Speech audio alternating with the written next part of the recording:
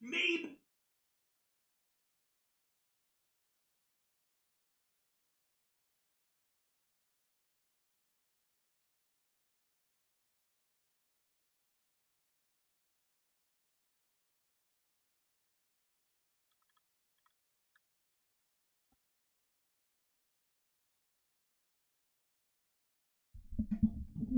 Hello and welcome to another episode of the LCS Report Worlds Edition. Oh my god. Whew. Oh my god, what a series. Oh my god. This is such an incredible series, one of the best series we've had this entire year. I know LCK has had a bunch of bangers with 5 games between T1 and Hanwha Life, especially during the LCK Cup. But my god, at Worlds, this was by far my favorite series this year, and maybe the past couple years as well. I think this most people would agree with that. I think it's not that big of a hot take. It gives KT versus IG 2018 vibes for sure. Two of the best teams in the world facing off in the quarterfinals. It is very sad that this is a quarterfinals matchup. It is the repeat of LCK finals. But let's just get into those games. Oh my god, I'm still a little shook. Still got some goosebumps going on. I wore the Biwu shirt in hopes and prayer for silver scrapes. We didn't get silver scrapes, unfortunately.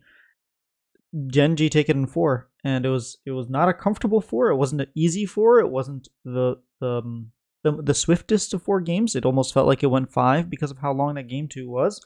But we'll just go through it. First, I want to say like Viper is a madman. He didn't die that game 2. I think he died once game 1, maybe twice game 4. Like this guy is actively just one of the best AD carries to ever do it.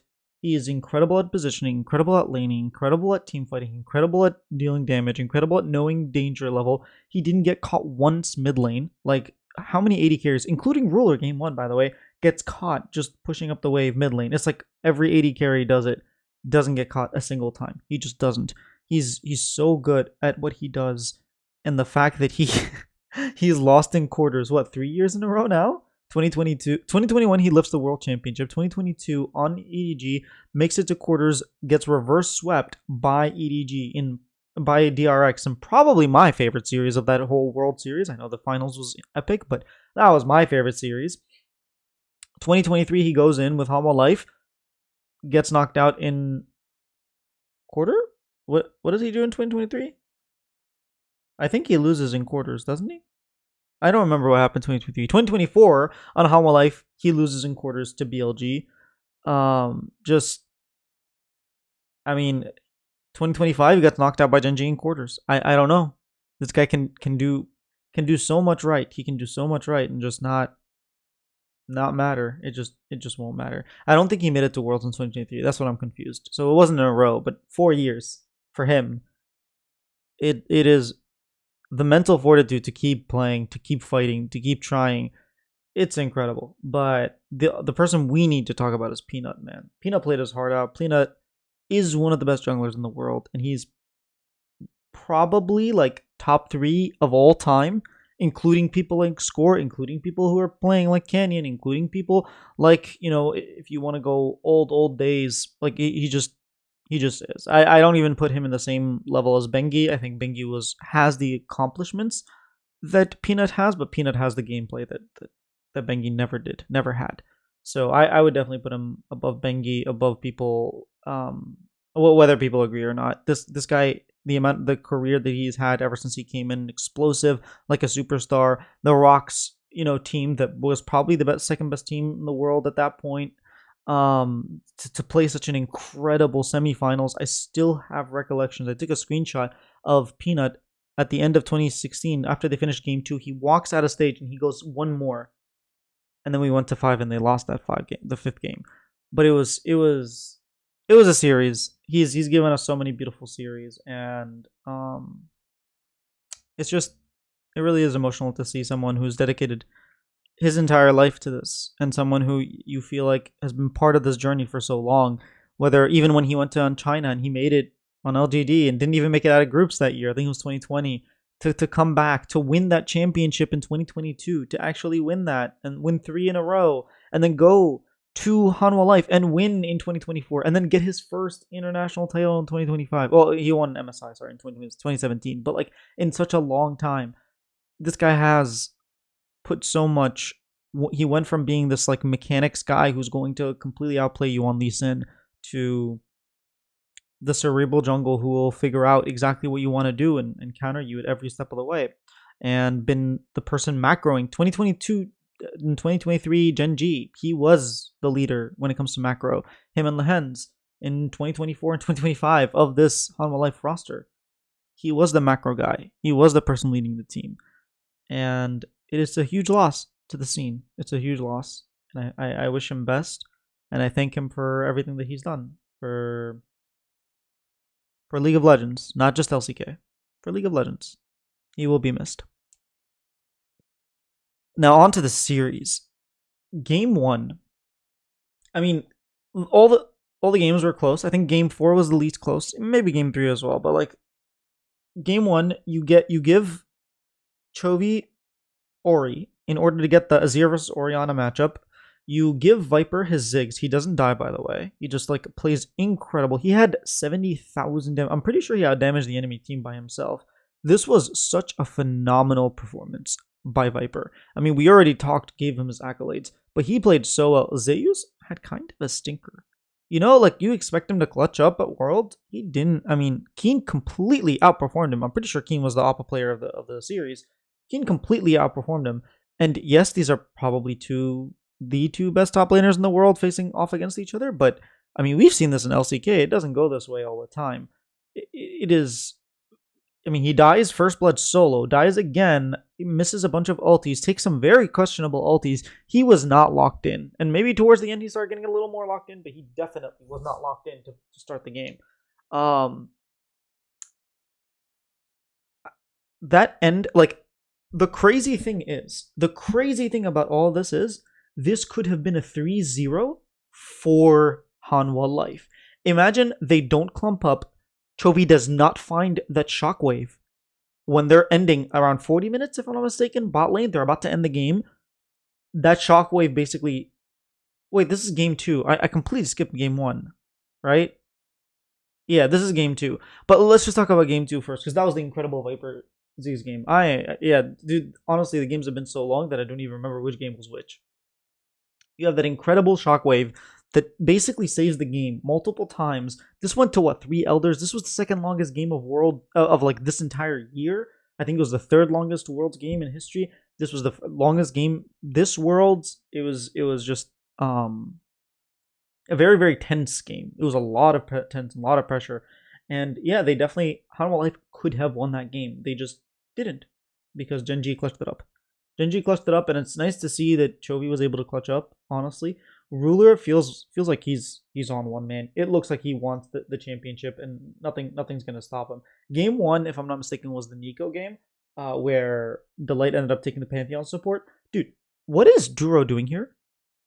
What is Duro doing here? Like, he has what? Ruler, MSI World Champion. I mean, I know Duro is a what's it called? MSI champion because he won this year. But like before this year, there were 4 MSI champions, 2 world champions on his team, and there's Duro. And this guy is not missing a beat. He's absolutely smurfing on the Nico, on the support. He has such good gameplay today. This guy is like one of the best supports in the world. How does Gen G keep doing this? How does Gen G keep finding supports that are so good? They brought in Pays, and he was incredible. They brought in Delight. Did Delight play for Genji? Yeah, they brought in Delight. He was incredible. Obviously, they ended up bringing Lahens back in, and now they're bringing in Duro. He's incredible. Like, this is just such great support Nico gameplay. He found multiple pop blossoms. Every time the game was close, he would put the nail in the coffin. Every time. Every time it looked like Humble Life had some level of repeat, some level, like, that they were going to do something. You could see what their comp wanted to do. They got the picks on Chovy, they got the picks on Ruler, but Duro was the nail in the coffin for this game one. If I could give like a player of the game necessarily, I would most definitely give it to Duro. I thought his ultis, like, again, Ruler played the Ezreal very well, don't get me wrong. But man, like, 28 minutes into the game when they ace them, or I don't think they ace them, there's the Ruler survives, but like that dragon fight where I think Genji ends up getting the dragon, and Hanwha Life ends up killing everybody. Like, even then, even when the game feels like it's about to flip on its head, Hanwha Life have Baron, they're pushing. It really feels like the game is over. You look at that fight and you look at the Nico ult, and he got like a 4-man Nico ult. Like, this was, imagine he doesn't get that 4-man Nico ult, they probably lose the game there, right? Overall, even on the top side, he gets incredible Nico ult as well, like, just over and over and over again. I just think this Genji team does not look like they can be stopped. I mean, maybe AL, like, we've seen AL beat them once. Maybe T1 if they make it through that bracket, but like, there's only 2 teams that can match up to them. And honestly, I don't know if T1 can do it. The way Ruler's playing, like, I don't know if T1 can do it. It's scary, but I really don't know if T1 can do it. Game 2, we already talked about that like banger of a game it's just criminal that Hanwha Life didn't win that game. Imagine Hanwha Life win at least one of games 1 and 2, and we go to Silver Scrapes. Oh man, like I said, I'm wearing this shirt in honor of actual Silver Scrapes. It sucks that we didn't get Silver Scrapes, but it happens. Game 3, man. Game 3 was really brought us hope. And yes, I know a lot of people said it was complete draft gaff. Like, you pick the Kaisa and the Victor, who are supposed to carry you in the late game, and the Scion, who's supposed to be like a meatball in the late game, and like, you brought a front to back team composition, but you didn't give anything to like bridge you over that early game. Because like, Sivir's just going to outclear, outpush, outprio Ruler on Kaisa, and then you have like mid-game team fights. I think Vedias kept saying, what does Chovy do when you drop a Rumble ultimate on his head? Right? I think Kenny also, Cajual's the one who coined that. Like, what do you do? It was very, very difficult for Genji to play the game, in Hanwha Life, they didn't give them any angles. They really shut them down, and it really got you like a little bit of hope. You know, it's like, oh my god, they can do this. They can do this. They played that game out quite well. It was difficult at first. It felt like when they lost that Herald fight, you were like, okay, Genji have like no, wait, they won the Herald fight, right? Yeah, they won the Herald fight. I think I'm thinking of the Grubs. I think they lost the Grubs fight. But just early on, it was a little scary. And then Rumble just keeps getting really good ultis. Even the one in the top lane where he only slows the Victor, but then Victor has to flash, and they pillar him. They go after him. They get 4 kills. It was a composition where, like, if they scaled to the late game, they have a chance. But Hanwha Life didn't let them scale at all. I think 23 minutes into the game, it was like a 4K gold lead. It was like approaching, and it was Hextech Soul as well, so it was like not one of those souls that you could really wait for. Like, they had 2 items that, like, when was the soul? Like 29 minutes or something like that, right? But Baron had already spawned. They pressured them around the Baron. You couldn't get your items in time. You couldn't get your 4 items. You couldn't get your level 16s on both your AD carry and your mid laner, and they really made them pay for it. They got the Otacon. They fought the Baron, the Soul. It was methodical. It was slow in the sense that they pushed around objectives. They didn't give Genji enough time for them to scale with their composition. And once you're behind 5,000 gold, even if you scaled, right, it's not like you're going to be able to make up 5,000 gold against this composition. Sivir is still really good in late game. Yoni is still very good. Rumble is still very good, right? It's not like they picked a Renekton plus, I don't know, what's the super mega early game, like a Fizz or like a Katarina plus a Callista, right? That's not what they picked. They picked late game scaling, but it was just had more mid game team fighting, early game pressure as well. And yeah, they win they win the soul fight. They had Baron. They had soul. They had everything they needed to end the game. I think they took 2 inhibs and then base, and like they took like what 4 towers at some point with that Baron. I think they had like a 7,000 Baron power play. It was crazy. Yeah, that game was just over. And then game 4 to pull out the Nidalee. How many times has Canyon done this, man? He pulls out the Nidalee. You're like, man, this is a horrible Nidalee spot, and he just plays it to perfection. This was not an easy composition to play. Like again, if this goes late, the Camille, you could see the Camille was chunking Keen on his Cassante. Just to say, like, dude, what happened to Zeus? He went down so much gold for that specific kill on Ruler, and Genji just played the map so well to the point that Keen could, like, Zeus could never catch up into the game until like 20 minutes later. Like 26 minutes into the game is when he caught up. Whereas the play was done like what 6 minutes into the games. It took 20 minutes for him to like get back his footing, get even on levels, have his level. Like he never hit level 18. That's when Camille's Q does like 100% true damage, right? It like scales up based on level. The Nocturne looked very, very, very useless. Like the idea is you have Chovy who's immobile. You have Yunara who is mobile, but like not the same as like Azaya, for example, or a Kaisa. She has to ult in order to use her dash over a wall. It's just a little less mobile, and you have you have Nocturne coming in. You have obviously you don't have Galio. You have Zeus though on his Camille, and then you have Leona ult with Viper's ulti up on top and Zeka's ulti up on top on his Aurora. You can see what happens when the lights go off. You just immediately get a Smolder ult into Aurora ult, into Leona ult, into Camille ult. Like somebody's gonna die. And the way Genji just played around that every single time to the edge was so impressive because you have a Nidalee so fragile. And like, did Nidalee die more than once this game? I don't think so. Like Nidalee did such a good job at playing around her limits.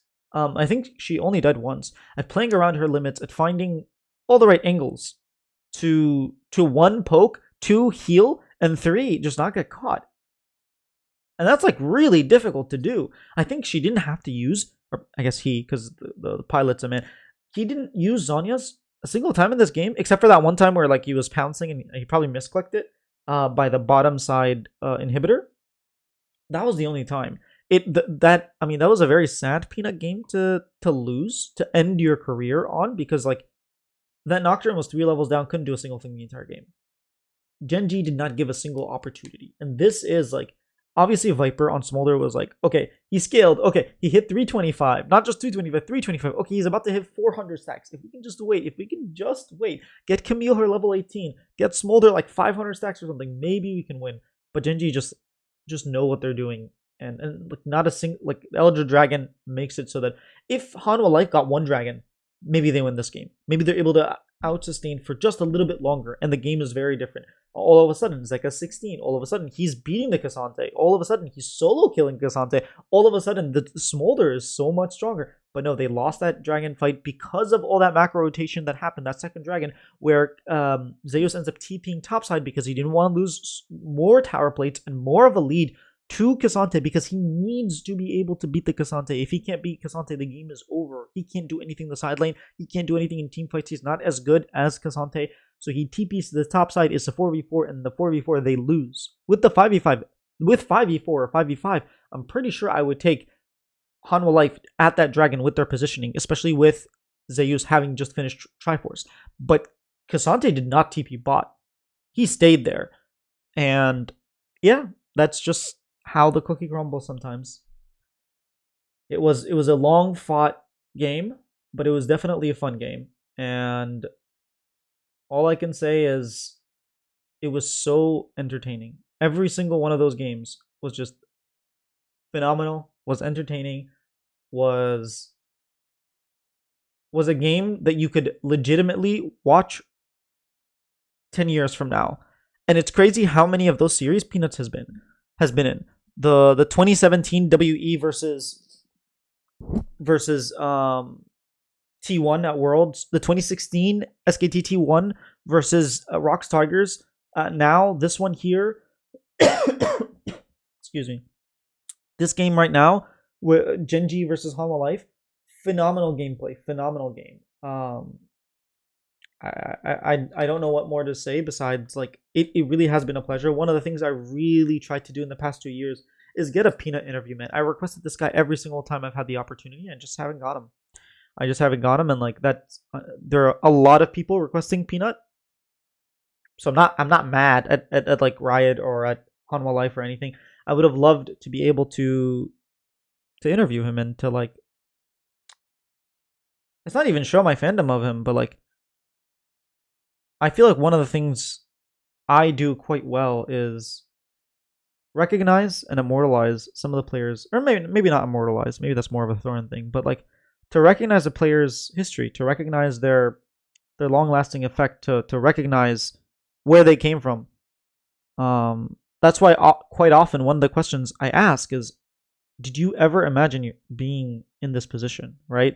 I ask Keen, like, when you first started playing, and so a lot of times if the player has a different IGN, I'll bring it up. Like, back when you were called, whatever you were called, did you envision a world where you were making it to Worlds Finals? You were lifting trophies, LCK trophies, LCK Cup, lifting MSI and first stand trophies. Like, did you see this as a possibility when you were young? And that really gives you a little like insight into their mentality of like, no, I was just playing the game for the love of the game. I was playing the game because I had nothing else, and it became my everything. It went from the only thing I had to everything that I had, which is very different. And sort of recollecting a lot of those memories, a lot of those instances that sort of define them, whether for the fans or for themselves, that's something that I really enjoy doing, and I feel like I've gotten better at it over the years, and it's something that I really wanted to do with Peanut, and Viper as well. Obviously Viper's not retiring, but specifically with Peanut, and it's just sad that I didn't get the opportunity to do it. And who knows, maybe he pulls a score, and like a couple years from now he's coaching on Hanwha Life and I get to talk to him, right? I've been requesting Score every single time I can as well. So hopefully I can talk to Score. I still remember him lingering after he wins the very last split that he plays in 2018. Just staring at the crowd. I don't want to get too emotional, but this is something that like people have like this has been a big part of my life. And I want to be able to honor that in my own way. But yeah, that's how the cookie crumbles sometimes. KT versus CFO is our next matchup tomorrow at the same time, 3 a.m. EST, midnight PST. KT versus CFO is going to be very, very different. I think it's going to be exciting in very different ways. I don't think it's going to be as incredible of a series, but I think it's going to be just as fun. I know a lot of people are like, oh my god, we're going to go from this series to that series. Like, dude, it's going to be fun. Trust me, it's Worlds. It's going to be fun. I am giving CFO 3-0. Maybe 3-1, but I'm going to give it to CFO 3-0. The level of confidence, the level of like, they're just not scared. I think Doggo and Junjia are just going to gap their lane opponents. I think BDD just has too much weight. Perfect is really good, but I have a lot of faith in Chowie. I have a lot of faith in this roster that they rise up to the occasion, that I don't have the faith in the rest of the KT members besides BDD. I don't think he can 1v9. I think it will be a very, very entertaining series. I wouldn't be surprised if it went 3-2 either way, but my prediction is CFO is going to come. They're going to come in hot. They're going to come in with good strategy. They're going to come in with like just that level of ferocity that you need for a quarterfinals, and the crowd is going to be behind them. The crowd is not going to be on KT's side. The crowd is not going to be like neutral. The crowd is going to be loud. The crowd is going to be what we saw so many pictures of the crowd. The crowd looks incredible. I really wish I was there. The arena is awesome, man. Just the fans, the vibes, everything about this world has been like so cool to watch with this quarterfinal, especially today. And I think the crowd is going to be completely behind CFO, and that just puts a lot of pressure on KT. And I think they will crumble. So I'm giving it 3-0 CFO. We'll see tomorrow. Hopefully, wait, let me check this live. Do I have an interview? Do I have an interview for tomorrow? Okay. Okay, KT have not announced who's the interviews. Did I get a CFO interview? No. Oh, dude, I didn't get a single CFO interview. This is sad. Oh well. No CFO interview.